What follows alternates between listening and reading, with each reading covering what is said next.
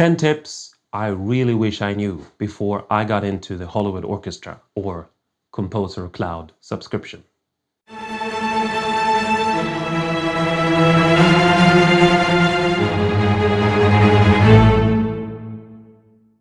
Hi, this is Sam. If you're thinking about buying the subscription service Composer Cloud on East and West, or perhaps buying their Hollywood Orchestra, I really think this video is for you. Here I will go into 10 great tips I really wish I knew before I bought this library.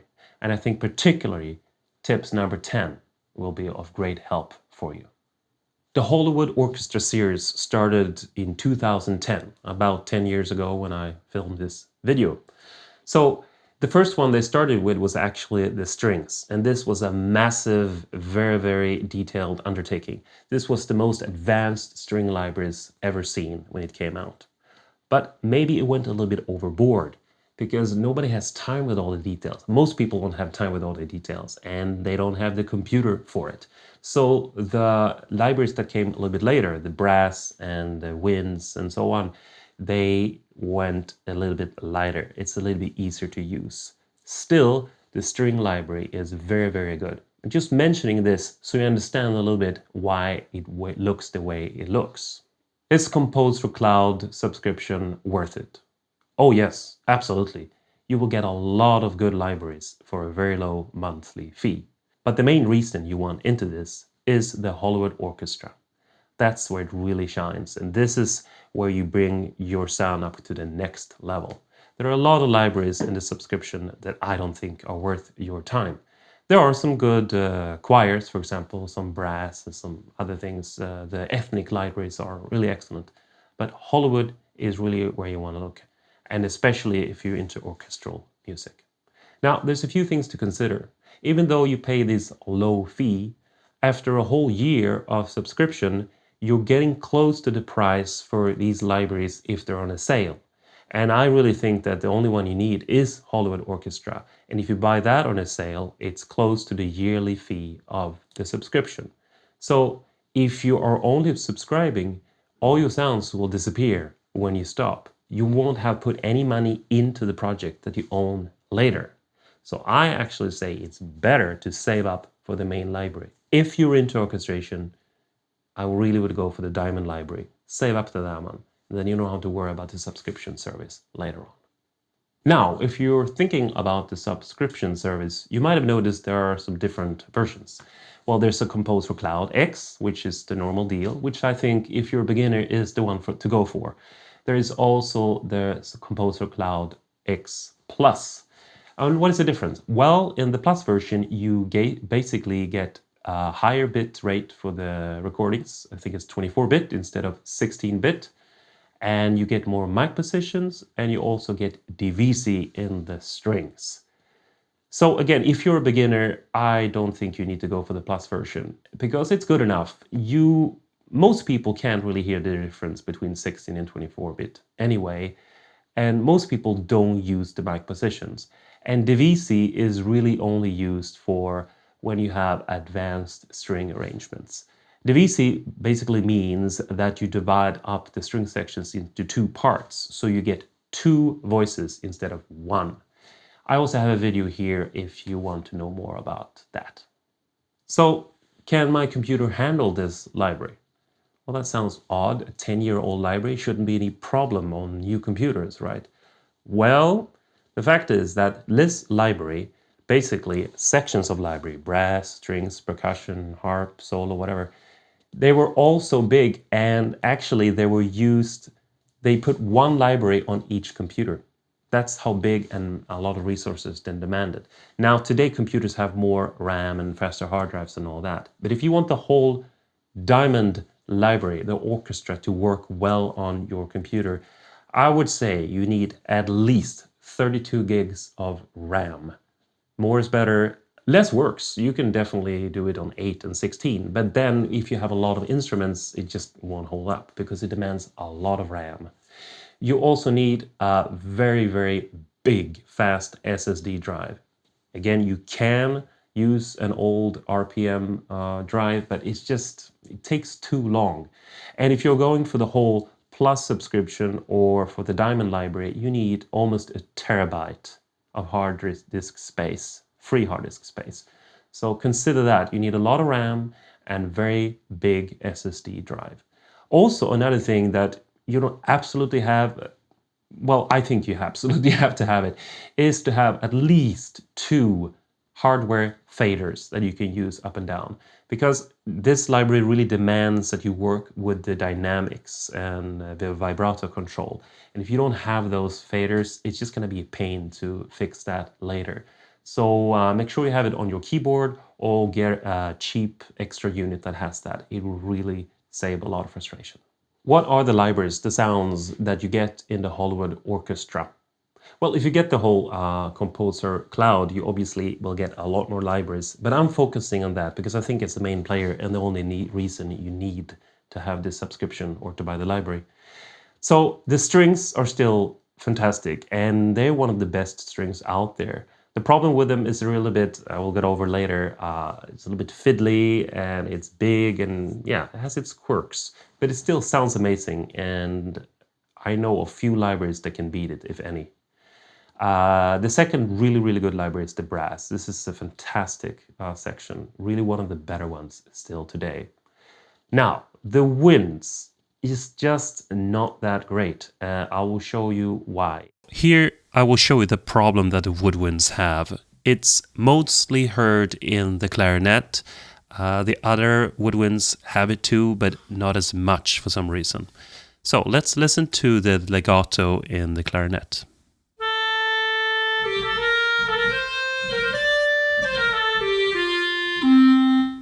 So when I just hit one note, it's okay.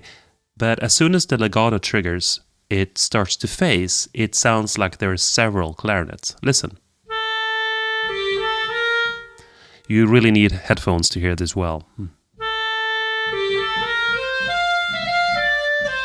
So the quality of the sound is good, it's just that it phases. They haven't really solved that phasing issue, so it sounds like a chorus. Now, if you are working with a whole orchestra piece, you might mask this and you don't hear it as well. But if you want the solo instrument to stand out, this is quite a big problem. What you can do is instead to use a long, which doesn't have the legato, but you can try the legato sim, and it sounds like this.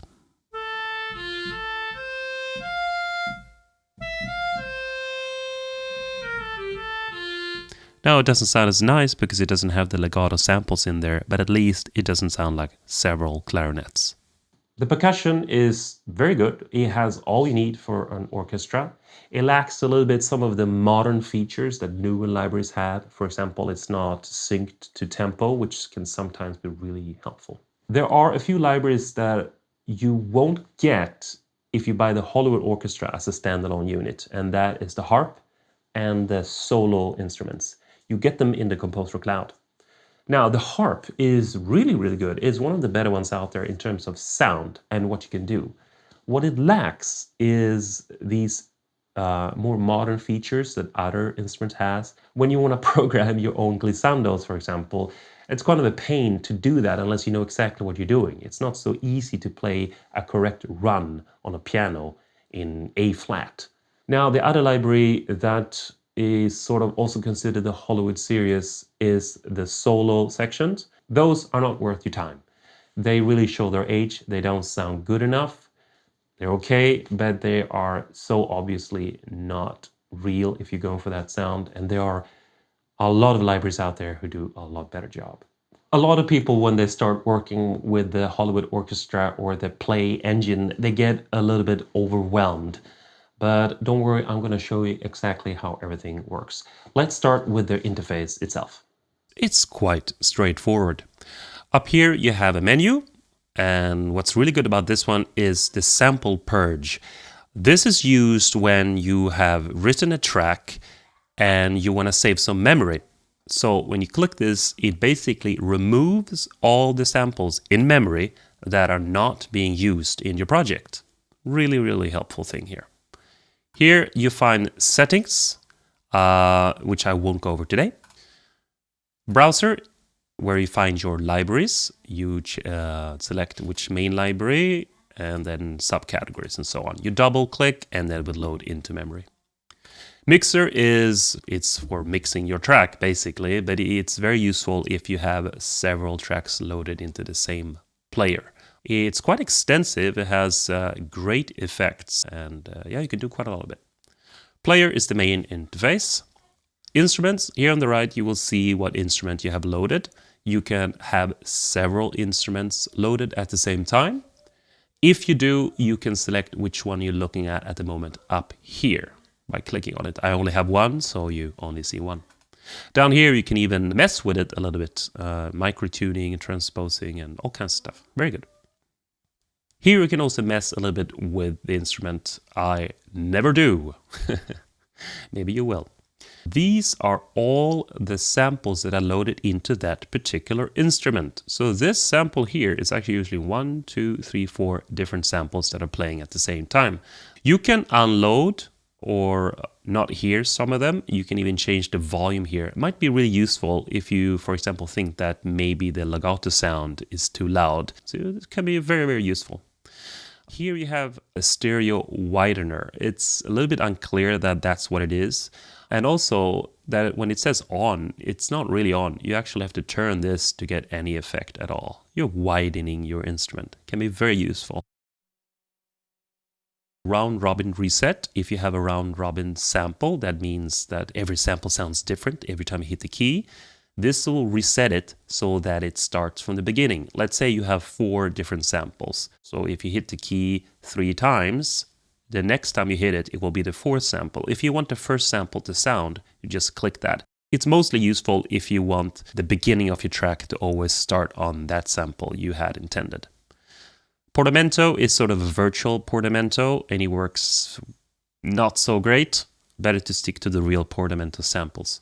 Legato, the same thing. Stick to the legato samples. This is a virtual one. It can be useful, for example, if you use a patch that does not have legato and you want it to have. So you can play with that. Consordino is a filter. It's mainly for the strings. It sounds pretty good. It's just an EQ filter on top of it that makes the strings sound a little bit more subdued. Very beautiful. Repetition is sort of a virtual round robin. That makes the start sample just sound a little bit different each time you hit the key. Can be useful if you have a patch that does not have round robin and it sounds too much the same every time you hit it. Other is a script that is different depending on what library is used. It's not always used. It's quite rare. Some of the advanced legato samples are basically scripted here. Some of the runs. This you should never touch. Finger position is something that nobody is using. Now, it's not here, so I can't do much about it, but there are 4 different positions, 4 different strings on a violin, for example, so that you can change that here. Reverb on and off. By default, it is off, which is good because it can be quite resource intensive, especially if you have several players loaded. So a good thing here is the master one. Well, what does that mean? Well, if I have several tracks loaded into one player, and I will show that later, then you want to use the master button and not the on button on each individual instrument, because then all those instruments will use the same reverb, and that will save you a lot of resources. Very smart. Down here is the usual attack, decay, sustain, etc. I usually don't touch them because they're pretty good, but you can mess with your samples here. Mic positions, quite straightforward. This you will have only if you have the Diamond library or the Composer Cloud Plus. It's not a huge difference between these. You just hear a little bit more of the room in these mid and main. The close is just drier, you could say. The surround is not that big a difference either. The vintage one is quite nice. Good thing to note is that if you load 2 mics at the same time, you will double the RAM usage. Okay, main input, and just tune and so on, no problem there. Down here, you will see the RAM that is being used by the total of amount of players. Now, I have a few different instruments loaded, so I will actually see all the East and West libraries used, not just this one. It can be a little bit confusing if you're like, oh my god, this violin short takes over 2 gigabytes. No, it's all of the instruments I have loaded. Voices, when I play, will go up. Disk usage, CPU, Not that important. Another massive head scratcher in the beginning, especially with the strings library, is all these abbreviations, a lot of letter combinations and numbers, and like, what does it all mean? I'm going to show that to you right now. So I'm going to show you what the abbreviations mean, and later I'm going to show you what libraries you actually need. Quick start, really good menu. These are just great to start with, and they don't take a lot of resources. So if you don't know what to do at all, this is just a great folder. Template Pro just goes a little bit more advanced, and it's divided into the different sections. Divisi, you have it for all the sections, means that the whole section is normally, for the violins, 30 players. So then Divisi is divided into two groups. You have Divisi A and Divisi B.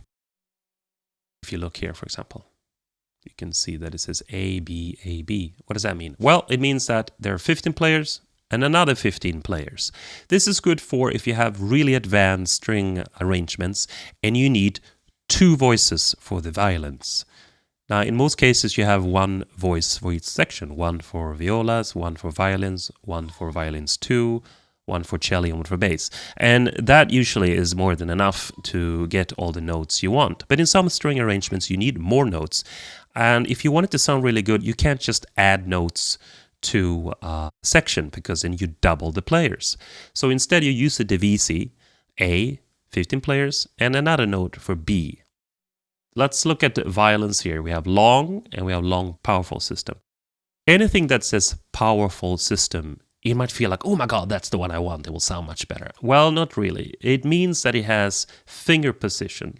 So each sample has 4 strings. It does sound a little bit different. If you want a really detailed, very like real sounding orchestra, you might want to mess with this. But it's a lot of work to get this to work well. And each patch is really, really big. So I would say skip it. You don't really need the powerful system. It sounds good enough with the normal ones here. Short tight and short loose is the shorts. It basically has to do with when the sample starts. The tight is more on the beat, and the loose is just a little bit for the beats. Make it sounding more real. There's more pre-samples heard. But then that means you have to adjust the samples a little bit. Effects are basically different runs, tremolo, and stuff like that. Key switch, I never use, and I'll show you later why. But it's basically that you can have several sounds loaded, and then you can change what sound to use in key switch. Legato slur, it's just basically legatos with slur and portamento if you want that. Bow change, you hear the bow change. Powerful system again. I would skip that and hear the same thing as this one, powerful system. I will also skip that. It just means the string positions are included. Legacy is their older library. They included the violins. I forgot what it's called, but they made a library before this. If you like it. I don't think it sounds that good. So let's talk about what it means, all this stuff here. Let's look at long. Okay, so there's a lot of different... What does all this mean? It's too much. You get long. Oh, which one I'm supposed to choose? Well, first there is non-vibrato, non-vibrato, non-vibrato. I forgot which vibrato it is, and round robin. So it means that there are different kinds of vibrato, and the 3 first layers, there's none. And then suddenly there's a vibrato, and there's also a round robin included in this. So you know that when you choose this one, okay? Here you have 2 layers of non-vibrato, then there's 2 layers of the same vibrato, and also round robin. And here, my brain, I don't remember what V stands for, but it is vibrato. Breve, maybe, it's Italian. And then molto vibrato, it could be something like that. But it's just different layers of vibrato in this patch. And then round robin. That means it's different every time you hit the key. Detaché, you know, okay? So, what does KSFP mean? It's like, oh my God. Well, this is their shorthand for the different key switching finger patterns, I think it means. So you want to stay away from those because it means it's just going to load so much more into memory. Unless you really want it, of course. But I would say you don't need them, okay? All the powerful system has this, okay? Then it says 9 here suddenly. That means how many samples are loaded. The bigger the number, the more advanced the sample. So 9 different samples are used to create this kind of different sound here. So you could say higher quality. Not really. They're all high quality. It's more all the transitions. Fourth position. Here are 4 positions here, 4 strings. This one is always the 4th string. Okay?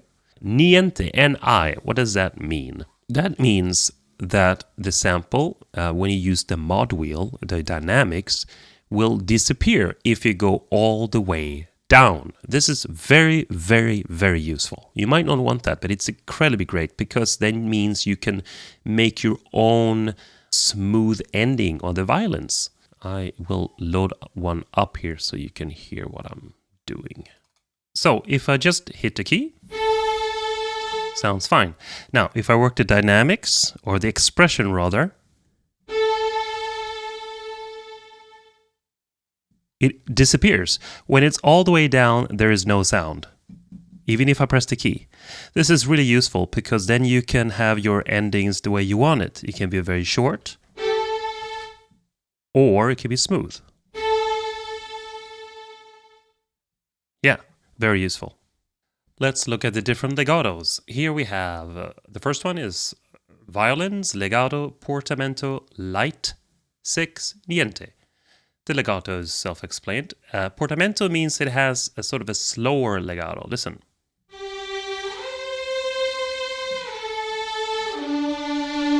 Now in this patch, it's always like that. It doesn't matter how you play, you will always get that sound. 6 really stands for how many samples, but I've also noticed that when it's 6 samples, there is no control of a vibrato. You get what you get. When it's 12, you can control the vibrato yourself. While I'm loading that, I'm going to explain the other ones. You have legato slur, which is the best sounding legato. It's a faster legato, but it sounds a lot smoother. When you have a portato and slur, you can choose which one depending on how hard you hit the key. But let's listen to this one, and I can now control the vibrato. Here's full on, and I'll turn it off. And now turn on the vibrato. Very useful if you want to have that control. As you might have noticed, there are a lot of patches in the string library. This is their biggest library, for good and for real. And the problem is that you get very confused and which one should I use? And to check all these patches and they take a while to load is quite painful. But I have checked all of them for you. So I'm going to show you here what patches you really need to look at. And obviously you are welcome to check anyone you like. But here's a good start, will save you a lot of time. Longs, really good. Do not look at the powerful system. Just forget about them. They're not needed. Anything that has 6 on it means that you do not have control of the vibrato. I would skip all the ones that has K, S, F, P in them because that means different strings. In fact, I don't use the longs a lot because I just don't see the point. I see the 2 main good patches in long is detaché and marcato. Those are extremely useful.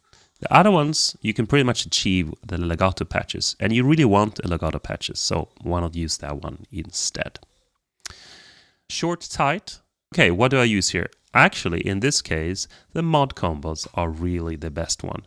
You get all the shorts and marcatos you need, and that's what I'm saying. You don't need to use the marcato ones. You just load this one, and with the mod wheel, you can choose if you want, I think it's staccato, spiccato, and marcato. Maybe there's staccatissimo too, but it really saves a lot of time. Instead of having a load of different samples loaded, just use this one for shorts. Now, of course, you might want to load a pizzicato because that one's not included. The special one called Legno or Bartog is not included. But seriously, just use the mod combo and maybe a pizzicato, and you're good to go. Oh, the Stac slur is amazing too. It's really nice. It's not a run, but if you play a short passage very fast, it sounds really, really natural. Really nice staccato here. It's just, yeah, it sort of ties the notes together. So I really recommend that one as well. Okay. On the effects, yes, you want the playable runs, the violins repetition run script. Fantastic run. It's just really good. You program your own runs and it sounds amazing. There are a lot of ones here, so it's a little bit which one. Another one that is very good is also violin spic runs smooth. Those two are great for runs. They sound a little bit different. This one sounds more spiccato, obviously. This one is more smooth. Okay. The measured tremolo in the violins is really nice. We can try it.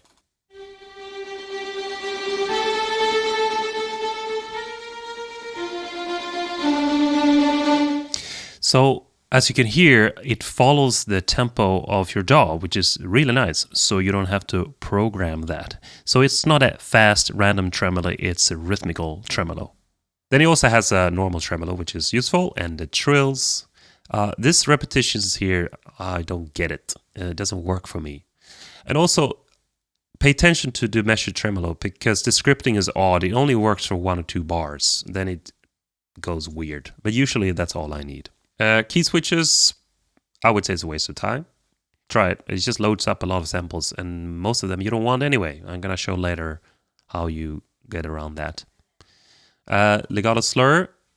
Now, there's a lot of options here, and I would say basically go for this one here. Legato slur light 12. Now, that's a bigger one, but you get all what you need. And all the other extra ones, the portamento, it's just most cases not necessary. This is one you need. Just leg slur, light 12, niente. Okay? The other ones are really nice, and you can look into them. You know, you have a staccato options. But what I usually do is that I have a legato, and then when I have my shorts and a marcado, I use another sample for that. Okay? Legato bow change can be quite nice. Just a little bit more loaded into memory. So that's the main difference if you want to sound a little bit more detailed. Powerful system again is you don't need them. This one you don't need them. They're sometimes called SM. I forgot to say that before. It means smooth. It has a little bit of a smoother transitions. You can play with it. But you see from all these libraries, you just need short tight, mod combos, and then you go to the legato slur, and there you have it. And there are a few ones in the effects. If you use those, you're good to go. What are some good patches in the brass library? Well, let's just look at the French horns. The other ones follow pretty much the same pattern as this one does. So in the long here, you basically want to look at the portato. You can listen to that one. It has a sort of a nice swell. Yeah. And you might want to look at the accent ones. The accent is really good if you want to get those forzando effect. That one takes a little, but you know, you can always draw this in, but I find that this one really does a nice job here. And then you can then work the crescendo yourself. Okay, so here, yeah, really just the portato and the accent one are the ones you need.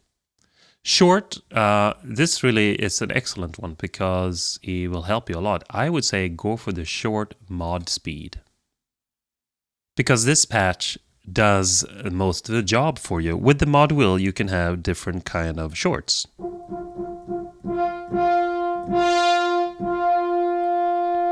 And the other one is even a long one, so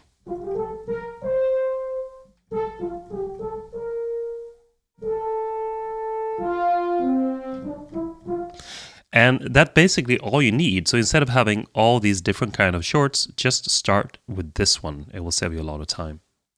In the effects, you maybe want to work with the crescendo mod speed. It's really good because then you get these crescendos, but different ones. It's a long one, so and up to a short one. And one in between. And I'm controlling that with the mod wheel.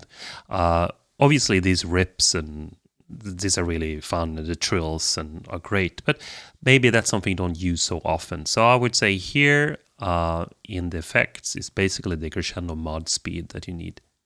In the legato, I would say I go for the leg slur. The other ones are just lighter, but this one sounds the best. The accent, it's nice to have, but you don't really need it. You can have that in a long sus accent that I showed before. So I just use the leg slur here. Mutes, really good. I don't include them in my main template because I don't use them that often, but they're good, all of them. Key switch, I just don't touch. It's not the way I work because they load a lot of samples I don't want. The other ones work pretty much the same way. Let's look at the Woodwinds, and we'll take flute as an example. The other ones work pretty much exactly the same way.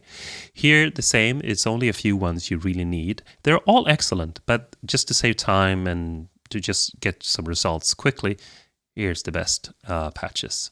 Here I find that the best one is Flute Sus Expression. But in general, because it's a solo instrument, I use the legato. Now, if you don't like the legato in this wind, maybe try this one instead. In shorts, go for the mod wheel, because then you get all you need. You get tenuto, staccato, and longs. It's just best. Instead of fiddle, we'll have all these and having several different ones. Effects, don't use them so much, to be honest, but they're quite fun. Flutes, though, of course, the trills are quite important. All these are runs. I don't use them because they can only do one kind of run. It's way better to program that in yourself. Key switch, again, don't use. Legato, though, this is the important one. And you could use the accent one, because the good thing about that one is that it has short baked in. So if you hit the key short, you get a short sound. Now, I know, and all the people say, why don't you play them so I can hear what they sound like? Well, because it takes so long. But we can, we can try one here. And I'll speed it up with magic so you don't have to wait so long. Voila, there it is. I do want to say this is dry. I have not added any reverb effect.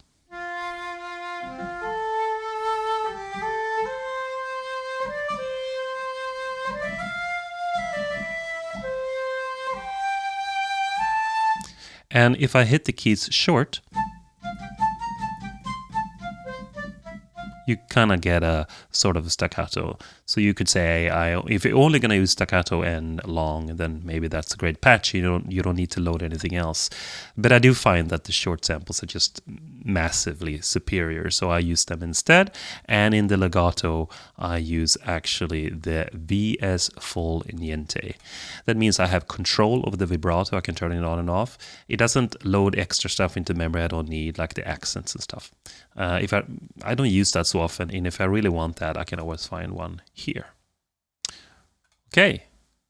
One thing that is quite nice here as well that you really want to try is see if I can find it, the stack runs and the slur runs. Because now this is very hard to play. I can try anyway, so it won't sound good when I play.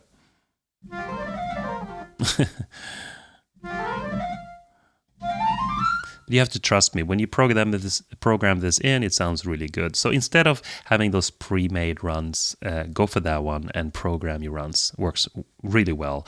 The stack runs is nice because it's pretty much the same. It's just that it sounds more like a staccato. And it sounds way better than using a staccato patch if you want to use a fast run. Okay, all the other instruments here work pretty much exactly the same way. Now, let's look at the percussion. These are all good, but I can tell you the ones I mainly use are Combo Kits 2, because I don't know how fast this is to load. Yeah, it's pretty fast. The great thing about this one is that it has a lot of things you might need.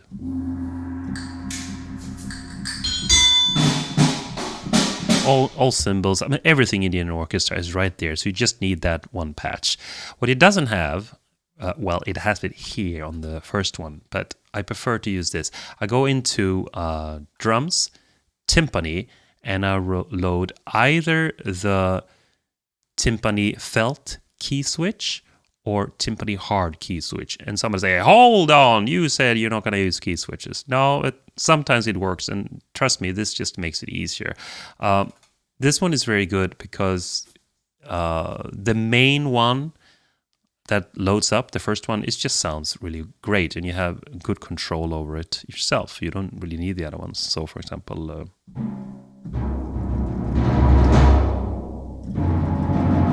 And it's also done in such a way that here it's the same sound as down here.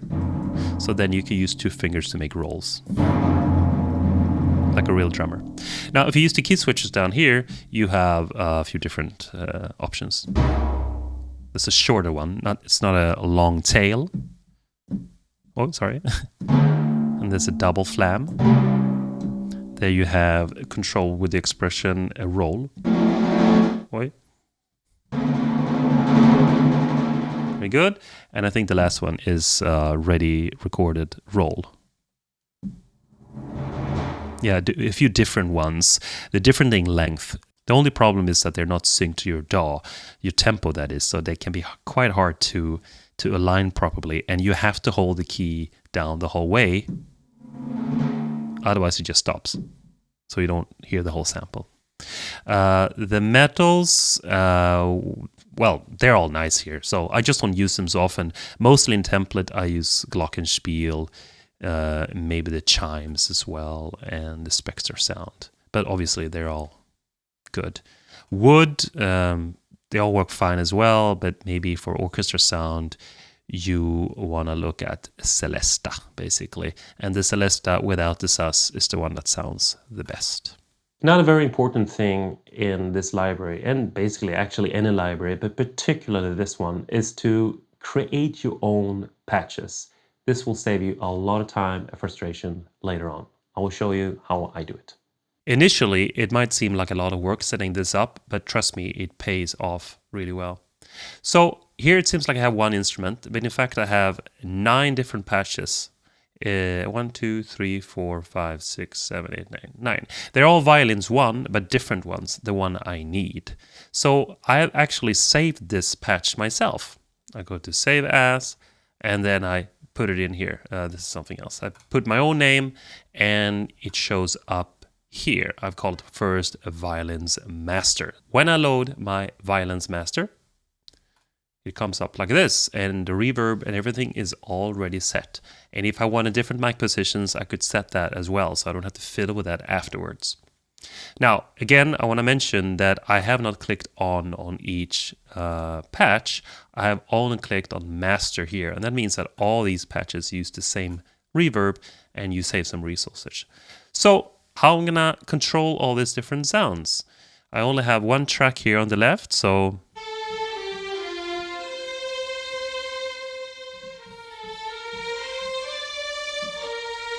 that's great. But if I want other sounds to be heard, what do?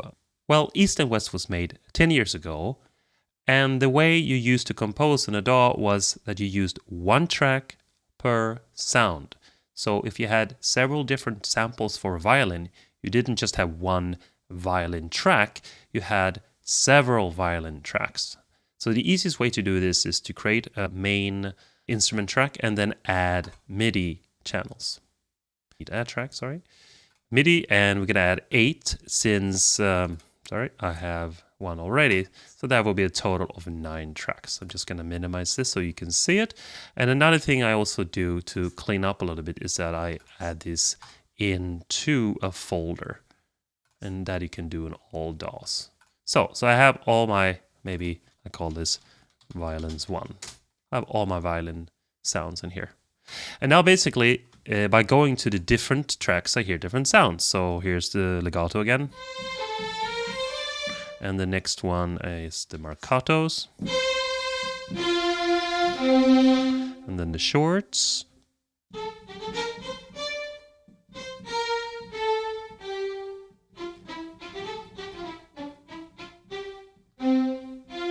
Okay, the next one is the legato slur. Okay, the next one is, have I forgotten? Yeah, pizzicato. The next one is measured tremolo.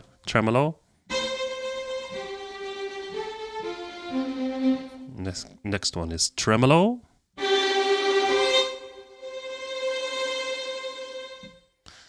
And then trills, both of them, and then I have the runs. Oh, sorry. Okay, so there you go. And that's really how East and West is made. So my tip is to create patches for all the main instruments. Basically, violins, Violins II, violas, cello, bass, and the rest of the orchestra, so on. Create these patches and load all instruments you use into one patch. Now it takes a while to load this, and as you can see, just violin by itself, it's 1.5 gigabytes big. Yeah, you need a big library, you can see why. But this is way better than loading patch by patch as you work, because then you have to sit and wait, and you have to try out the different patches. So just create the ones of your favorite sounds. If it happens later that you need a sound that is not in there, then just load that in, no big deal. But these are the ones I always, well, mostly need. And I've done that for all the main instruments. Okay, and then you have to create MIDI tracks for each main instrument. So this last tip, which for me was really a game changer, is from Tony Manfredonia, a great composer that has his own YouTube channel. You should check him out. So unfortunately, this trick only works on Cubase. So sorry if you don't have Cubase. If you know of a way that is similar, then please let me know in the comments. I would love to know how that is done. This trick will save you lots of pain in East and West, and it will also make you use one track per instrument, which I prefer. I don't want to have 16 different tracks for one instrument. Let's look at it. So basically what you do is that you have violins here, one, and I have loaded my violins master with all these different channels. Now, how am I going to control them if I don't have different MIDI channels? Well, what I do is I use something called expression maps that is found in Cubase. Now, here you find it. Open it up. No expression map setup. There you go. And you load. Now I have nothing here, but I'm going to load the ones I have into memory. Here are the ones. I've already made these, but I'm going to show you how it works. So, for example, I have a Violins I. Boom. Okay. So what I've done here is that I have put a name here, plus name, I call it Violins I, East and West. Then here I have basically just typing what I want to call it. And what are those names? Well, these are the same names as the patches, more or less. Leg slur, because it's a legato. Marcato sus, I call it. Shorts, staccato slur, pizzicato, measured tremolo, tremolo, trill, and runs. These are the same order as the patches here. Okay, I've just added these by plus, then you get a new one here. Okay, then the tricky thing is that you have to add an articulation. Sorry, can move this out. Can move this out a little bit here. You have to add an articulation, and you do that by doing add custom articulation. Then you go over here and you type text, and you type whatever you want. Actually, just type the same name. That's what I've done, and then. It's easy to remember. Now, this one disappeared, so you have to type it in again. Leg slur. Okay, there you go. All right. And all you have to do is to put in the channel. So this one here, channel 1. Next one here, channel 2. I've done this already, obviously. Channel 3, and so forth. So, what does this do? Well, I've created this and I've saved it. I've also added remote keys here. You don't have to do this, but for me, this is fantastic. I'll show you why. You add those by saying set remote keys, and you get them all there, or you can type them in yourself. Okay? It goes quite fast. You do this, save this one, and here I have nothing selected, so I will click Violins I. Okay, what does this do? Well, in the editor, it's easier to see what I mean. So here's nothing. Let's just play a simple line.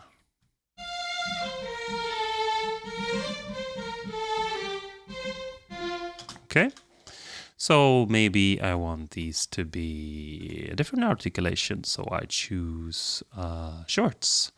And maybe I want these two to be pizzicato. You will see what I mean. It's nothing amazing. I'm gonna change this to. But just to understand what I'm doing here.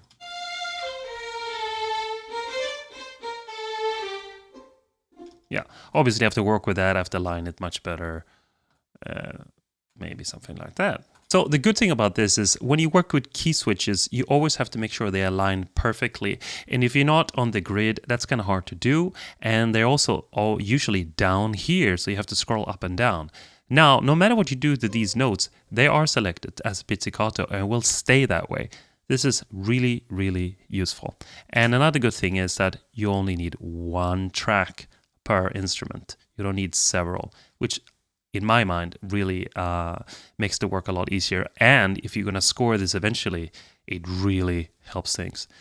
Another thing you don't have to do, but I really prefer, is that I have also matched these different sounds to different key switches. So while you said you don't want to use key switches, no, I'm going to show what I mean. Because if I'm in the key editor here, key editor, and it's always selected, the first sound is always the one selected. So, but if I want to play, for example, with or now you don't see what I'm doing, but I actually have a controller here, and I have matched all these sounds to different buttons, so I can basically just play with what I want. How does it staccato sound? Well, I just press the staccato. Okay, so I don't have to go out and fiddle. And this is really good. I have my controller here to change the sounds that I want, and in here I can change to any articulation I want. And most people, when they work on orchestration, they work a lot within the key editor. So this is really key to be able to change the articulations right there. That is a fantastic trick. You really have to try this to understand what I mean. It just makes work a lot more pleasant. Despite this oldie library having quite a few quirks, I still wholeheartedly recommend this library. Despite its age and despite the few problems it has, you can still get better results with this library than most other libraries on the market, truly. And if you get it on a sale, it's still cheaper than other libraries that do the same. I also find that these libraries are more complete than other orchestra libraries. It really has most of the articulations that you can ever use, and most of the instruments as well that other libraries often do not include. So even though I was a little bit frustrated myself when I started with this library, I have learned it now and I know the tricks, and I really, really like it. You can actually support me a little bit. If you find these videos helpful, please hit that like button, or perhaps even subscribe if you want more videos like this. And if you do, don't forget to hit that bell button. It's been a pleasure showing you this library. I hope you have a good time, and until next time.